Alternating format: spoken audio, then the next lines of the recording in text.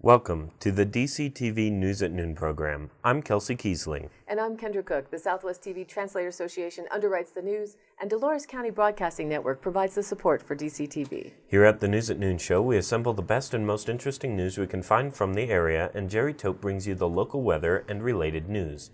Give us a call with news tips or topics you'd like to see covered. The number is 677-4119. We're glad you tuned in to watch DCTV. Today's news show is live on Monday at noon and usually rebroadcast at 2:30 and 6 p.m. and again re-aired on Thursday at noon, 2:30 and 6. Today is February 27th, 2017, and now the news at noon. The Cortez Journal reported that Montezuma County Sheriff's deputies responded to a country goat massacre last Thursday. According to an incident report, Deputy John Haynes responded to a call at 11:22 a.m. about a possible dispute among neighbors in the 13,000 block of County Road 22. Thomas Comiskey told the deputy that he found his neighbor's dog attacking his goats that morning and had shot it after he couldn't scare it off. 2 kid goats and 1 adult were killed, and Comiskey said he would have to kill 3 other goats because of their severe injuries. The dog's owner, Cody Lopez, agreed to pay for the goats and no charges were filed.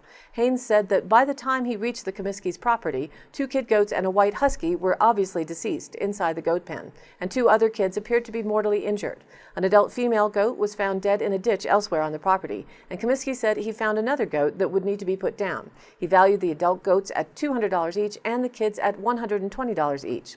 2 other kid goats were injured, but Comiskey said he thought they would survive. Comiskey said that when he first saw the dog with one of his goats in his mouth, he fired a warning shot into the ground to scare it off. When the dog didn't drop the animal, he shot it twice. The incident was initially resolved when Lopez agreed to pay for his dog's attacks, about $880 total. Comiskey agreed that he wouldn't press charges, but the case might have legal consequences. Sheriff Steve Nowlin said his office would likely charge Lopez with ownership of a dangerous dog anyway, in order to make sure that Comiskey is reimbursed for his loss. Newline said, "We just want people to be responsible pet owners, take care of their dogs, and not let them run loose." Reported by the Durango Herald, a 34-year-old woman who struck a tree and died while skiing at Purgatory Resort on Saturday has been identified as Farmington resident Cressida Ming, according to the La Plata County Coroner Jan Smith. Smith said Sunday morning that next of kin had been notified of Ming's death. Smith said that Ming was skiing the Lower Demon Trail, an intermediate ski trail, when she collided with a tree. The incident was reported about 3:15 p.m. near the base of Purgatory Resort. A Flight for Life helicopter arrived at Purgatory around 4 p.m. and Ming was pronounced dead after 4:30 p.m. She was wearing a helmet at the time of the collision. Smith said Ming was skiing at Purgatory for the weekend with a few friends. An autopsy is planned Monday to determine exactly what her injuries were, Smith said. The Cortez Journal reported on the bill to allow people to break into vehicles if there is an emergency rescue situation at hand. A bill that would allow immunity from civil and criminal charges for individuals who forcibly enter a vehicle to provide emergency aid to animals and humans passed unanimously last Thursday in the House Health, Insurance, and Environment Committee. White House Bill 1179 would put protections in place. It's not an invitation to destroy property, said Representative Lori Sain, Republican from Firestone and bill's sponsor. This is not just a permissive bill for people to just break windows and steal dogs. There are steps you have to take to be immune from civil and criminal liability, Sain said. The steps laid out in the bill include that one has to ascertain that the person or animal in the vehicles is in danger, check the doors to see if they are locked, make a reasonable effort to find the owner of the vehicle, contact emergency services, and if they are not able to respond promptly, use no more force than necessary to access the vehicle. Then the person is expected to remain at the vehicle unless emergency medical treatment is needed, in which case they must leave a note with their contact information and provide law enforcement with the same while en route to a hospital or clinic. Sain said she was surprised there was not a law that offers such protection and attributes it partially to Coloradans not realizing how severe conditions can be in closed-up vehicles. "I don't think most people understand that. They think they do until they actually see how the thermometer climbs," she said. Troy Salazar, Emergency Services Coordinator for Pueblo Community College, said the temperature in vehicles parked in the sun can reach as high as 40 degrees above the outside temperature. What may feel semi-comfortable to you outside is much hotter on the inside, Salazar said. The increased extremes are particularly dangerous to the old and young, who are more susceptible to environmental exposure, whether it is extreme heat or cold. Salazar said he supports the intent of the bill as long as it is understood that it should only apply in true emergencies. He added that it would be an extension to the Good Samaritan laws that, quote, basically covers someone who is trying to help another individual and they are doing it in an appropriate manner.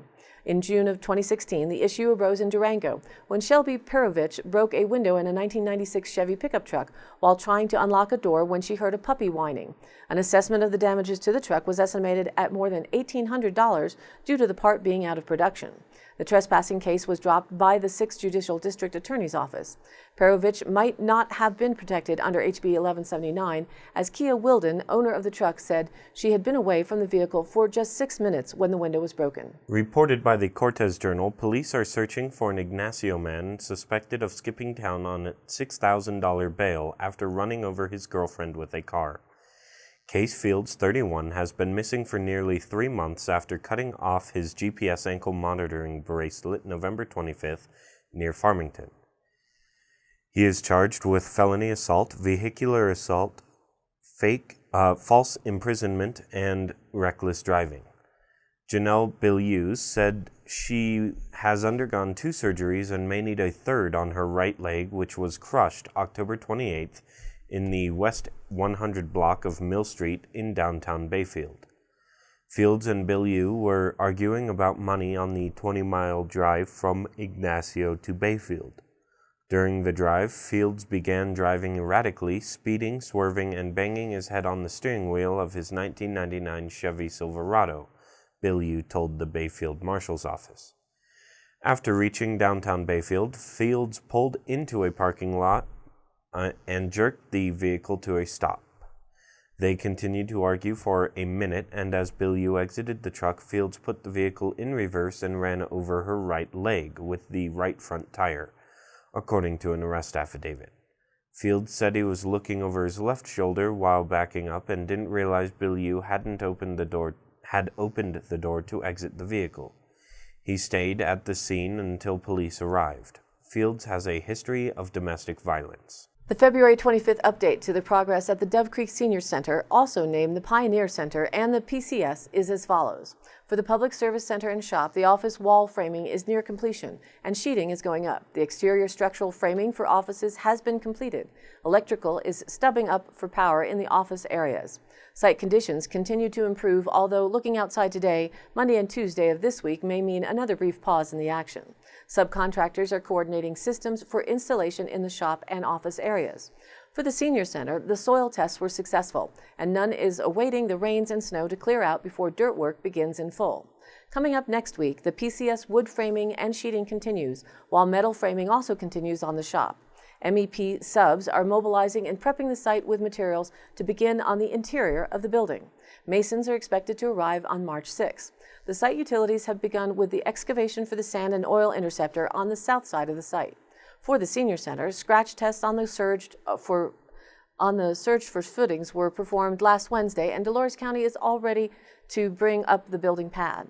Dolores County, Nichols Electric, Cruzan, and Nunn Construction are currently on site with Foster Plumbing, Farmington Heating and Air, and Beatty Masonry arriving for the next phases. You can check out the updated photos and updates on the DCTV News at Noon Facebook page. According to the Cortez Journal, a Dolores man was arrested Thursday morning on suspicion of assaulting a Montezuma County deputy, first-degree assault, domestic violence, and resisting arrest. According to an incident report, Gabriel Mares, 27, was being questioned by 2 deputies at his residence on County Road R after his girlfriend reported that he had assaulted her during an argument. After admitting to deputies he was involved in the fight and was told he was under arrest, Mares attempted to flee, according to Deputy Edward Oxley's report. Oxley and Sergeant Jesse Miner, who also reported to the scene, attempted to prevent the escape, and a scuffle ensued.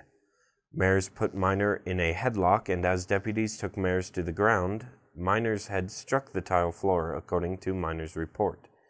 The suspect continued to struggle. In an attempt to subdue him, Miner punched him in the face, and Oxley tasered him in the back, according to Miner's report. Upon being stunned, Mares was placed in handcuffs and taken to the Montezuma County Jail. The woman had fled the residence on County Road R and gone to the Dolores Public Library, where deputies interviewed her. She reported that the suspect had banged her head on the tile floor multiple times during an argument over a phone, according to Oxley's report. A medical rescue unit from the Dolores Fire Protection District responded to the library to assess an injury to her head, according to the report. She declined to be transported to the hospital. A victim's advocate also responded and offered assistance. The sheriff reported a protection order is automatically issued in domestic violence cases. Mayers appeared for an advisement hearing Friday before Judge Jenny Lynn Lawrence in Montezuma County Court. Lawrence set Mayer's bond at $3,000 cash or surety. His next court date is a filing of charges hearing on March 1st at 2 p.m. in County Court. And now here's our weather report. Later this afternoon and into the night, a jet of subtropical moisture over Southern California will be joining the strong polar jet circulating around that system we have to our north right now. The result will be an intensifying of moisture for the southwest Colorado overnight, and a winter storm watch for Dove Creek, Dolores County, Durango, and Pagosa Springs areas, as well as Cortez area and Gunnison, beginning at 6 p.m. and going through 5 p.m. tonight. Snow levels are forecast at 6,000 feet and above. By tomorrow, near sunset, the system will be leaving the area, shifting snowfall to over the San Juans and north of Red Mountain Pass. Most of the moisture will be gone out of the area by Wednesday morning, except for the northwest Colorado mountains, where the pattern will linger through Friday. The central and southern Rockies will see the most snow, with some locations receiving in excess of a foot. Saturday, flows will become westerly, progressing to southwesterly by Sunday. The eastern U.S. will see a gradual warming today through the middle of the week. Texas and into the deep south will see showers and scattered thunderstorms thanks to a continuing Gulf moisture flow today. Those are likely to become more widespread tomorrow and into Wednesday in those areas. Some locations will get more than an inch of rain tomorrow morning, especially parts of the lower Mississippi River Valley. Severe thunderstorms will be possible Tuesday from Arkansas to the Ohio Valley and in the Central Plains ahead of that storm system. And high wind watches are in effect for western Texas and eastern New Mexico.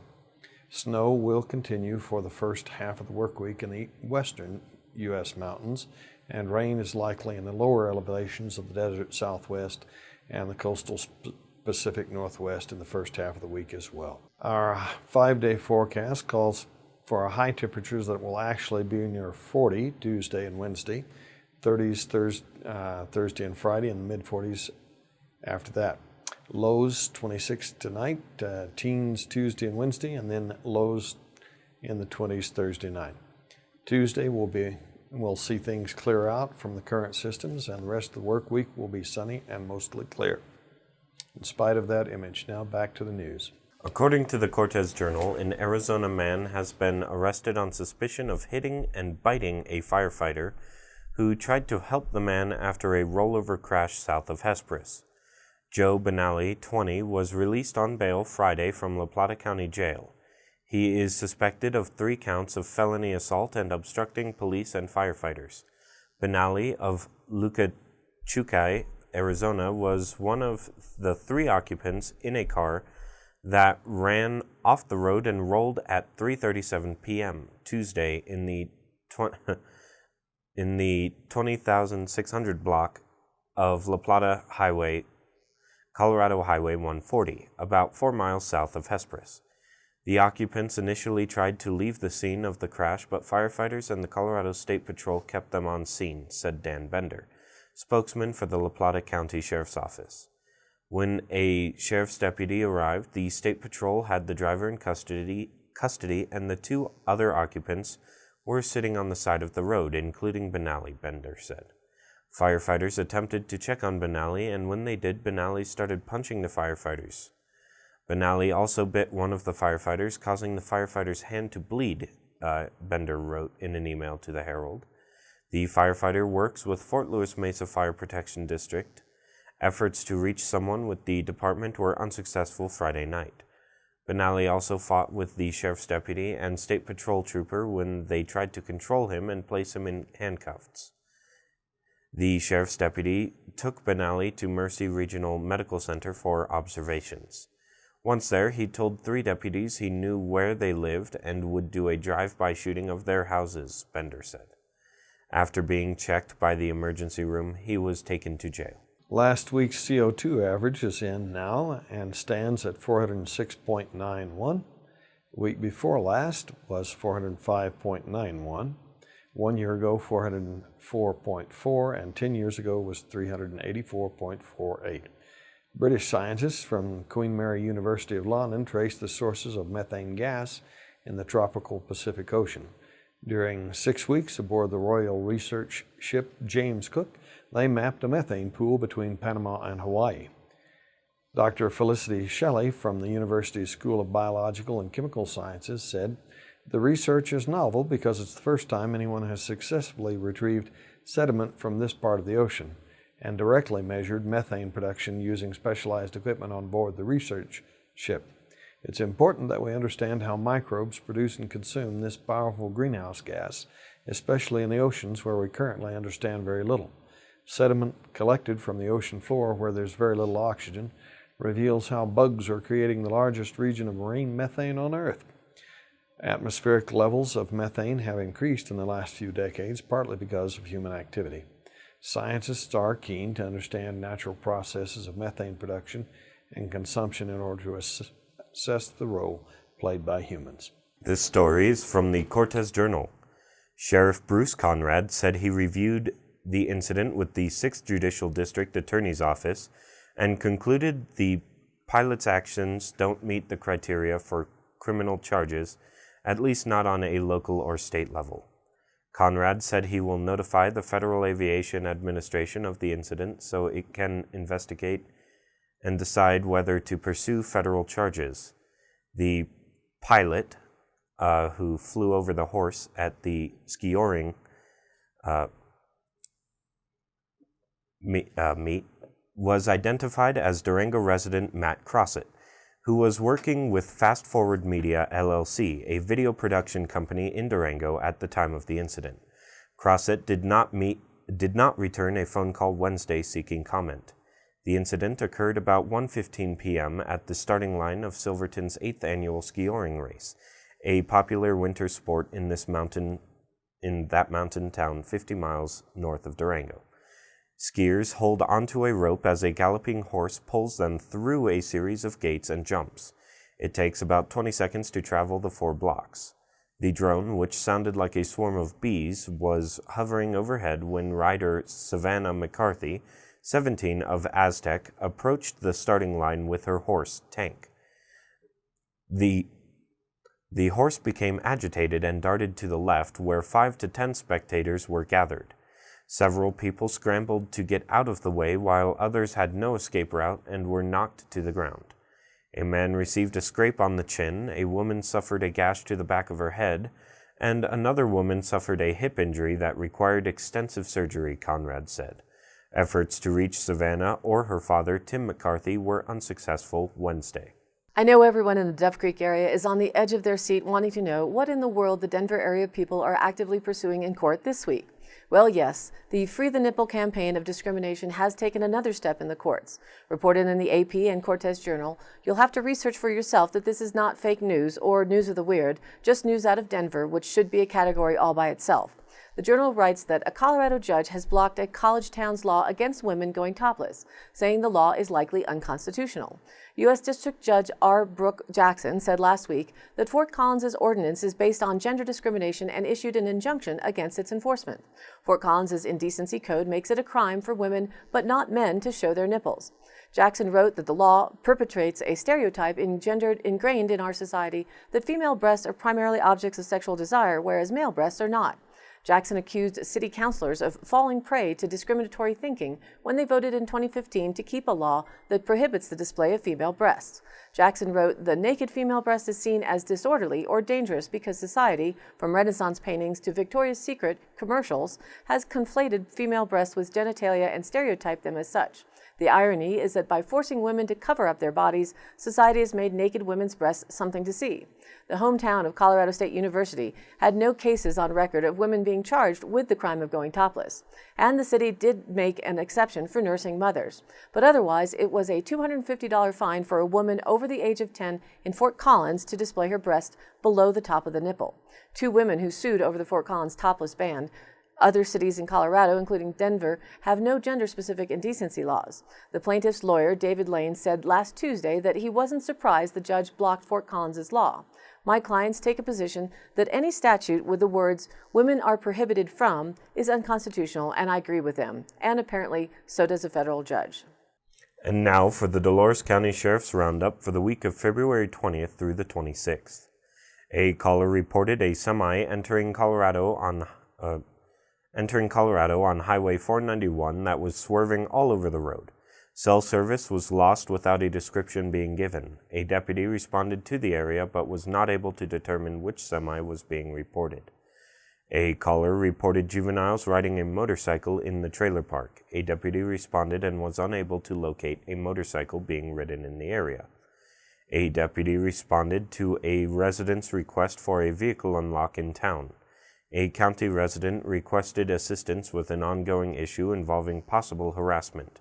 The case is currently being investigated.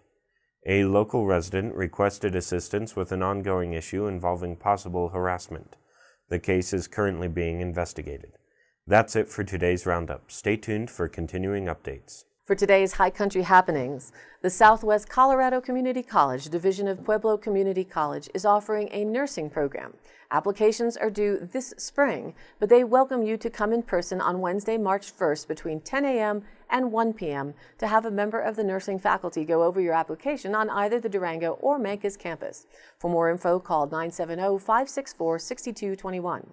This Saturday, March 4th from 5 to 7 p.m., the Dove Creek Community Voice will be hosting an awards program held at the Community Center. Anyone can attend, and it will be honoring the groups that have been awarded initial program financial support.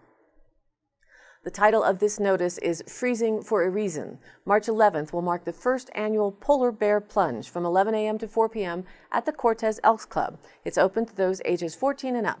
It is presented by the Kiwanis of Mesa Verde. There's a $20 entry fee, which includes lunch and a chance to win over $500 in cash and prizes, by team or individual. There will be a prize for the most money raised, the craziest dressed, and they note a hot tub will be raffled off. For more information, contact Sean Biddle at 314-704-7853 or spbiddle@gmail.com. And for those of you following the anticipated giraffe birthing at the animaladventurepark.com, which is opening this May in Harpersville, New York, April, who is 15 years old, that's the name of the giraffe, is holding on to her roughly 150-pound baby while the webcam continues to follow her every move in anticipation of this blessed event. Her mate, Oliver, is just 5 years old and in the adjacent pen looks on with perhaps more bewilderment than anything else, though they can touch their faces over the top edge of the dividing fence. I've never looked at a giraffe as long as this. They are truly unique creatures. Monday's morning update announced that everything is looking happy and healthy, but no active labor so far. To watch all the slow-paced action, go to the Facebook page at facebook.com/animaladventurepark. All of these happenings are posted up on our DCTV News at Noon Facebook page, along with the embedded YouTube replays when available and the 5-day forecast. Our email is dcbnnews@gmail.com, or call the station at 677-4119 and we'll be sure to get your news on the air.